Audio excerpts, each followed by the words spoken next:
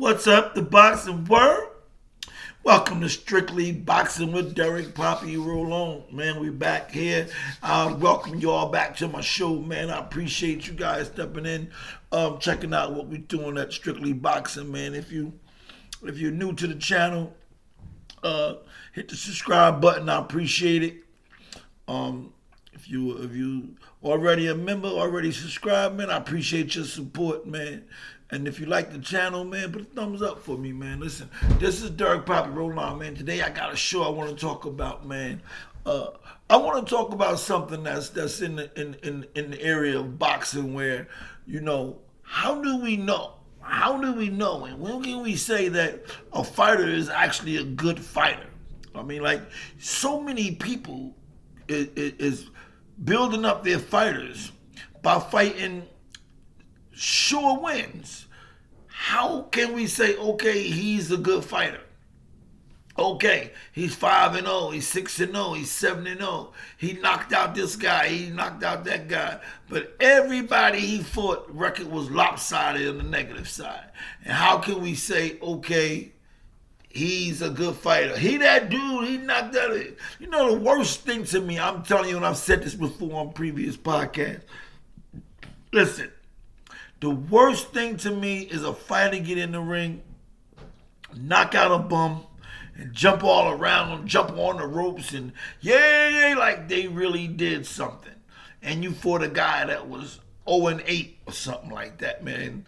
A guy that got knocked out his last 5 fights, he got stopped. And you guys jumping all around the ring because you beat a guy like that, man. It's crazy how they build these fighters up, man. And us as fight fans, we always get caught up in this mix thinking the guy is better than he is until we see him fight somebody on his level. Let me tell you the problem with these shows. Now, I said this again before. I'm going to say it again.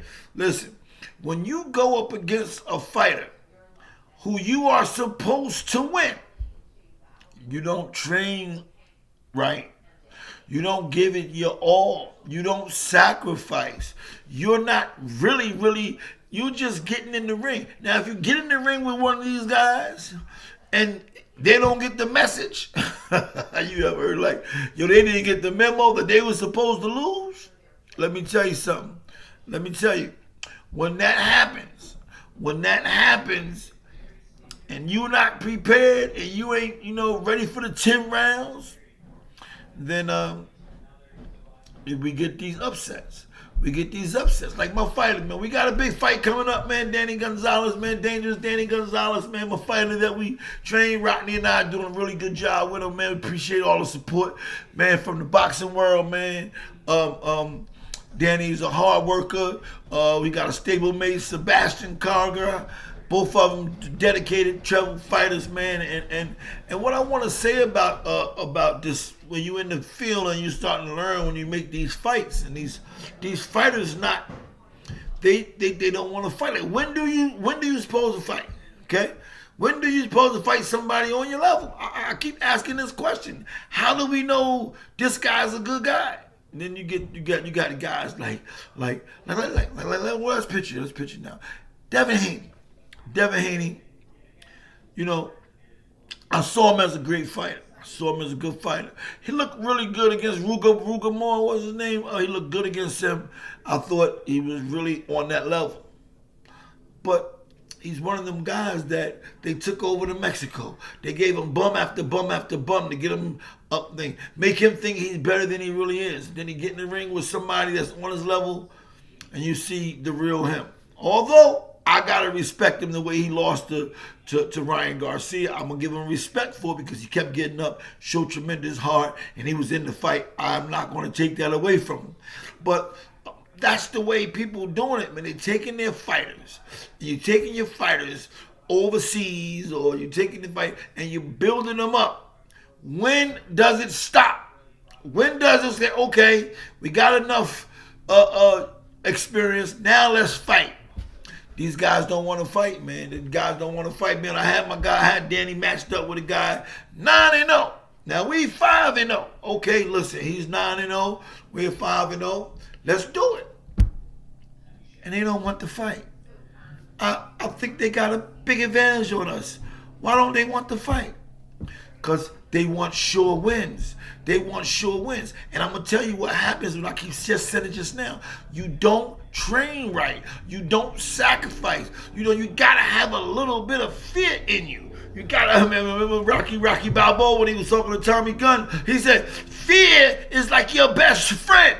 You gotta have a little bit of like, all right, this dude undefeated. Like when I told Danny this got 9-0, he got, oh wow, I'm beating a 9-0 guy. You know, when we beat the guy a couple fights ago, we beat somebody that was 6-0 with 5 knockouts. We only had 3 fights.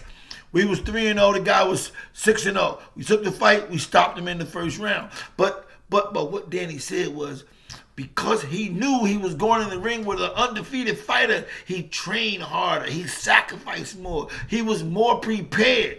This is what fighters need. You don't get that type of fear and energy and commitment when you know you're supposed to win. It's backfiring on a lot of people. So now, what point? We got big fights that we think is easy. My boy, in his boots, I think, you know, he shows talent. He shows he got some potential.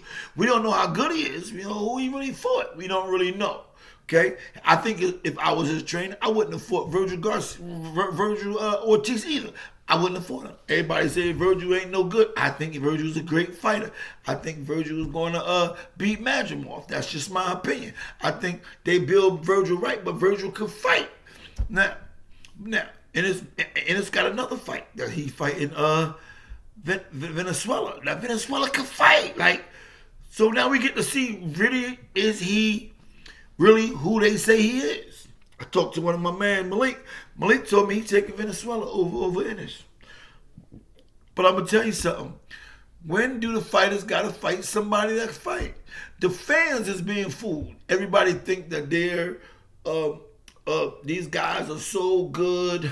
And now it's different to me when you got those big amateur careers, you Olympic medalists, you know, silver medal, like Shakur Stevenson right now. Shakur Stevenson, his first fight, I believe he fought somebody that was like 5-1. Okay, his first fight, guy got 6 fights, but he's an Olympic silver medal, so he takes somebody better because you know he coming out of the Olympics. You can't boost these guys and give them bums 0-5, 0-6, and they going in there knocking these guys out, and you think they helping them. They're not helping them. They're not helping them, and it's making boxing bad. It's making it like a hype sport where you hyping these guys' names up, putting there like they all is. Give them 10 or 15 bums, and now try to put them in there to make some money. That's a fluke way to do this thing, man. When I was in Vegas a couple weeks ago, and my man Danny was with me, and I asked, they put us in the mat to fight this Cuban guy, to spar with this Cuban guy. And I said to the guy training, like, well, how much he weigh? And Shakur said, don't tell me you coming all the way from Jersey, man, and trying to duck some smoke. Like I like the attitude with that, because Shakur was like, you know, what the hell you care about his weight for? Like, and he right. He right. That's we coming from Jersey. We coming to get some work. Why are we talking about how much he weigh? And that was my bad. Because Shakur said, don't tell me you coming from Jersey and you ducking smoke. And I like the way he put that. Look, we ain't ducking no smoke. And that's how the fight game gotta be. I ain't ducking no smoke. You know? And I talked to Wally Moses recently. He told me that, you know, Shakur fighting guys that can fight. He ain't been fighting no bums. They didn't give him bum after bum after bum. Said he's been fighting real opponents. We don't know how good a fighter is until you see him tested. You can't say such and such is the best. And he's ready. They got that new rule now. They got that new rule that if you're rated, right? If you're rated and you, what's the rule go? If you turn down a title shot or you turn down a big fight, they take you out the ratings. You ain't rated no more. I like it. Turning down fights, ducking smoke. Shakur say it's ducking smoke, and I agree with him. Look, we in the top, you in the top 3, 4, 5, and the top 3, 4, 5 want to fight. Let's bring it. They saying, nah, they waiting for title shots, waiting for big money, waiting for this. You know, take his ass out the ratings because he don't want to fight. He just in there trying to make some cash, and that's just what it is. Now, everybody talking about Tank Shakur. Tank beat some good guys. I can't say Tank is haven't fought in some of the best guys. He have. He beat some good guys. I'm not gonna say he's ducking Shakur, he's ducking smoke, but I do know that personally he ain't sending Shakur no contract. I don't know what made him say, or people say that they sent Shakur a contract, because that would have been publicized and everybody would have knew about it. I definitely would have knew about it because they would have told me, because I talked to his trainer almost 3-4 times a week. So I would have knew if Shakur got the contract. And plus, all the other times they would ask Tank about fighting Shakur, he always came up with an excuse that Shakur ain't do nothing to deserve a title shot. What has he done to give it the title shot? What has he done? And so I think that's what they call a cap. I think they call that cap, right? Y'all correct me, y'all. I'm a little older. I don't know the new slang terms, but I think they call that cap, right? When he just talking shit that ain't true. Like Shakur saying that Shakur took his contract, didn't take his contract. So that's they sent him a contract when really he ain't do that right there. So we ain't going with that right there. We ain't going with that, Tank. We ain't going with you sent Shakur a contract. Shakur said it. I heard it out of his own mouth. He said, let's fight. He want to fight. He want the fight. He questioned it. He asked for it. I've heard him say, he said, come on, let's fight. He been trying to fight Tank a long time, according to my sources. All right. Another thing that happened though, right? Because when I was out in Vegas and I was talking to Keyshawn, and everybody know Keyshawn and Shakur, they kind of in the same camp. They faced off on a picture the other day just to kind of get the crowd responses. It was just talk. They not fighting each other, so don't. There ain't no talk about that. Let's don't get that out there and get that twisted. But listen, I said to Waleed Moses the other day, I said. Well, actually earlier today, I said, how would you feel if Keyshawn seems like he's trying to jump in front of Shakur? And, he ain't mad about it. He ain't feeling no kind of way about it. He said if he was Tank, he'd fight Keyshawn first anyway. He said the reason why, he said Tank, he believed that Tank will fight Keyshawn before fighting Shakur. I said, yeah, why you believe that? He said, because he want to win. So Wally Moses says that he don't want to fight Shakur, and all the other stuff they talking, other people talking about. Keep doing it. Listen, I heard it out of Shakur's mouth. Let's fight. Let's make it happen. And no response. Nothing's happening from the Tank Davis thing, man. So I don't understand, all the cap about contract being sent and all that other stuff, man. I'm gonna tell you though. I'm not saying that Tank is one of those fighters with all that patting up bum record and now he up there. I'm not saying that, because I like the young man. The young man can fight. I think he's still a great fighter. And I also heard Shakur say that out of his mouth, that he was a great fighter also. He gave him his props. He gave Gervonta his props also. And that was good. That's maturity. I see young man Shakur Stevenson give Tank his props. He's a good fighter, he said. He didn't say nothing about it. He said, but I told him, let's fight. Now, when you in that thing, that shows the attitude when he says to me out in Vegas, like, don't tell me you trying to duck smoke. So that's the attitude he got. Let's bring it. And I like it. And I think Shakur wants to fight. And I don't think if it's Tank, but I think his people don't want to fight Shakur. That's just my opinion. But that's the way it looks to me. All right. Now, I originally started talking about these records, man. A lot of fighters just patting their records, fighting a lot of bums, and then we get the pre-fight notice that he's fighting this guy. Oh, look at this guy, he's undefeated. He's 20-0. He got 20 knockouts. Oh, such and such is in trouble. Such and such is in trouble. No, because he fought 20 bums that he was supposed to beat, And it's just fooling us to make the guy think that it's a big worthy fight, and it's really not. Fighters don't get tested. I'd rather catch a guy with a couple losses and say, whoa, now this might be a dangerous fight. He might be a dangerous fight because he fought somebody. He fought somebody. You guys think that, this thing is like easy, sleazy. This ain't no easy sport. You got to fight, you got to prepare, you got to win. When they say it's levels to this shit, it's really levels to this thing. I'm telling you, man. From the gym I'm training in Elizabeth to where I was just left out in Vegas, you see the levels in the gym. And ain't nobody ducking smoke. Going to the gym, you want to work?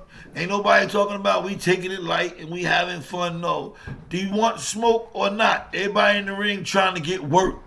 And they giving it all they got. So listen, let's just get it up there. And that's why we went out there. And that's why we going back out there again.